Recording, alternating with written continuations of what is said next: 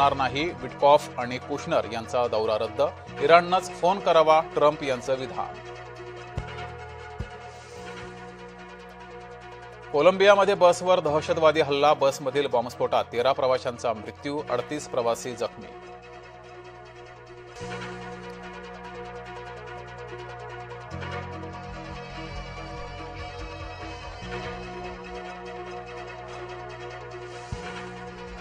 नमस्कार, मी जगदीश देशमुख. जय महाराष्ट्रमध्ये आपल्या सगळ्यांचं स्वागत. सुरुवातीलाच एक मोठी बातमी समोर येते आहे. प्रहार पक्ष शिवसेनेमध्ये विलीन करा. शिवसेनेनं बच्चू कडूंसमोर ही अट ठेवली आहे, अशी सूत्रांनी जय महाराष्ट्राला माहिती दिली आहे. बच्चू कडूंच्या भूमिकेकडे मात्र आता लक्ष असेल. बच्चू कडूंना शिवसेना विधान परिषदेवर संधी देण्याची शक्यता आहे, त्यासाठी शिवसेनेनं ही अट ठेवली आहे. बच्चू कडूंच्या राजकीय पुनर्वसनापूर्वी शिवसेनेनं ही अट ठेवली आहे. प्रहार पक्ष हा शिवसेनेत विलीन करा अशी अट ठेवली आहे. अधिक माहिती घेऊया. आपले प्रतिनिधी शुभम उमाळे आपल्या सोबत जोडलेत. शुभम, शिवसेनेनं बच्चू कडू यांना विधान परिषदेची संधी देण्यासाठी अट ठेवलेली आहे. या संदर्भात तुमचं बच्चू कडू किंवा प्रहारच्या काही कार्यकर्त्यांसोबत बोलणं झालंय? त्यांची काही भूमिका समोर आली आहे? जगदीश, खरं बघायला गेलं तर सर्वात मोठी बातमी ही सध्या हाती आलेली आहे. विश्वसनीय सूत्रांकडून समजत आहे की बच्चू कडू यांचं राजकीय पुनर्वसन आता होण्याची शक्यता आहे, पण मात्र त्यांच्या पुढे एक मोठी अट ठेवण्यात आलेली आहे आणि ती अट म्हणजे अशी आहे की एकनाथ शिंदे यांच्या शिवसेनेत पक्षामध्ये जे आहे त्यांचा प्रहार पक्ष हा विलीन करण्याबाबत जी आहे चर्चा सुरू आहे. एकीकडे नीलम गोऱ्हे यांचं नाव हे जवळपास निश्चित झालेलं आहे, तर बच्चू कडू यांच्या नावाची जोरदार चर्चा आहे. पण नेमकं या अट समोर बच्चू कडू जातात काय हे पाहणं महत्वाचं असणार आहे. येत्या 15 मे रोजी विधान परिषदेसाठी निवडणुका ज्या आहेत त्या होणार आहेत आणि अशामध्ये शेवटचे 16 ते 17 दिवस राहिलेले आहेत आणि कुठेतरी राजकीय वर्तुळात मोठे आता बदल होताना दिसून येत आहेत.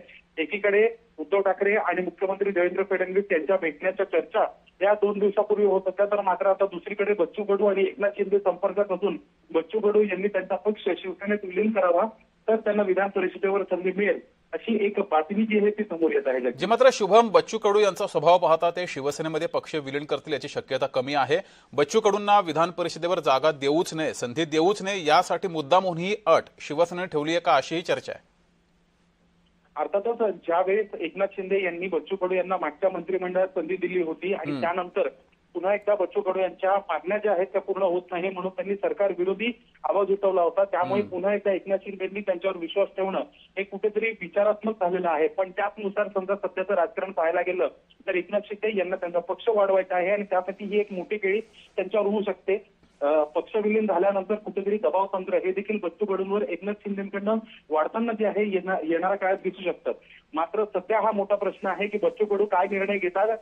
सध्या अमरावतीमध्ये देखील ज्या प्रकारे राजकारण काही दिवसांपासून सुरू आहे, तर त्या अनुषंगाने बच्चू कडूंचा निर्णय हा आता काय येतो हे पाहणं महत्वाचं असेल.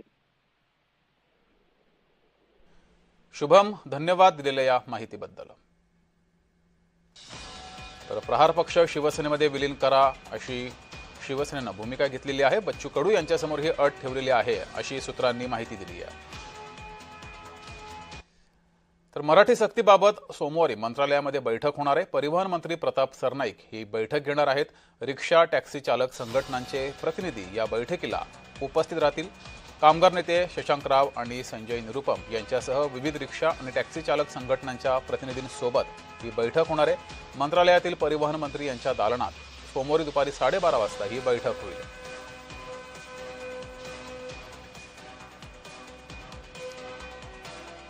तर रिक्षा आणि टॅक्सी चालक संघटनांचे प्रतिनिधी या बैठकीला उपस्थित असतील.